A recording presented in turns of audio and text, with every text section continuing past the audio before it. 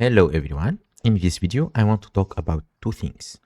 First, these are the auction house result from my slave pens farm. The farm itself took me 1 hour, and during that time, I managed to complete 5 runs. From raw gold alone, including mob loot, vendoring all the gray items, and some green weapons, I made 145 gold. You can check the result in the previous video where I farmed slave pens. You can check everything there. But on top of that, I made another 261 from items sold on the auction house. In the previous video, I've shown that in the auction house there were around 390 gold, but of course I always list all the good green items. Then the one that doesn't sell, I just disenchant them, and the one that sell, they already sold them. I'm fine with that.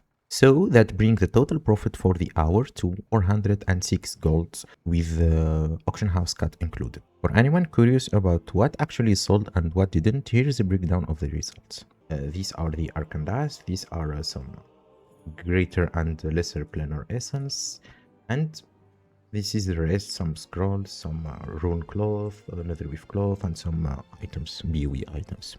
Now, as I usually do, I list all the decent looking green items on the auction house, especially pieces that are likely to be purchased by someone who just bought the boosts and needs gear quickly.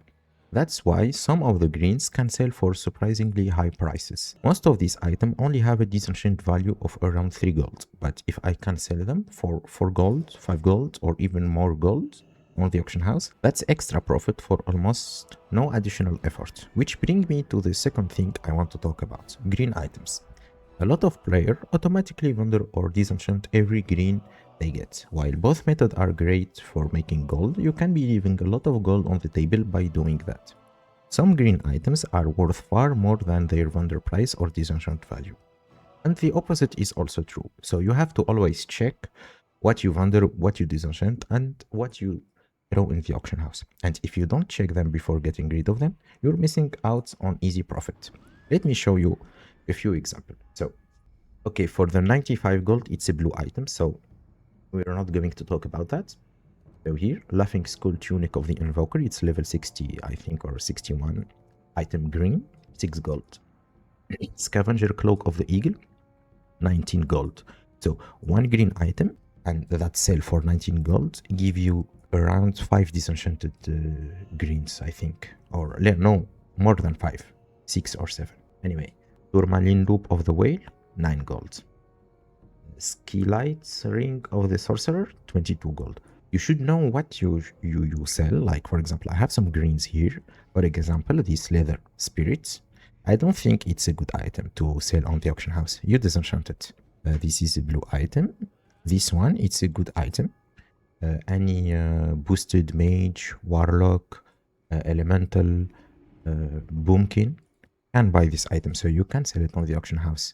This one also can sell pretty well on the auction house because it's level 58 and have good stats, spell damage, stamina, intellect, and mana per 5. So it's a good item. You can sell it in the auction house for a good profit. This shield, it's bad because strength and spirit, no one will buy it. This item might be good for priests, but it's not that great. Anyway, let me show you in TSM my data. Let me just show you the last 30 days, not everything, not the full data of all my time in TBC. Let's just select auction house and uncommon just to check the green item, and let's put per item, so the gold per item. These are bags, so we're going to ignore the bags. Okay, this item 4 days ago, 18 gold. This item level 55. So keep in mind it's level 55, so it's farmed in the old world, in Azeroth, not in Outland. 18 gold. This item 7 days ago, it's level 39 item, 18 gold. Just keep in mind it's level 39. I found this in Zul'Farrak, 18 gold. Okay, Shadow Pearl, Primal Mana doesn't care. Level 60 Mace, Agility, 16 gold. Most people will disenchant or vendor this item because they can see it's 5.7 gold vendor price, but I sold it in the auction house for 16 gold weeks ago. Level 55, farmed in Scholomance or Stratholm, I forgot. 27 shadow spell damage, 15 gold. Stamina and shadow resistance, 14 gold. Most people will disenchant this item. Level 65, agility, stamina, attack power, 15 gold.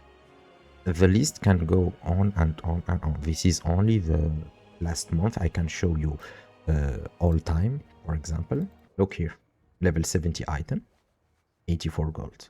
Level 70 item, 73 gold. 45 shadow damage, level 70, 52 gold. 69 level, shadow resistance, 38 gold.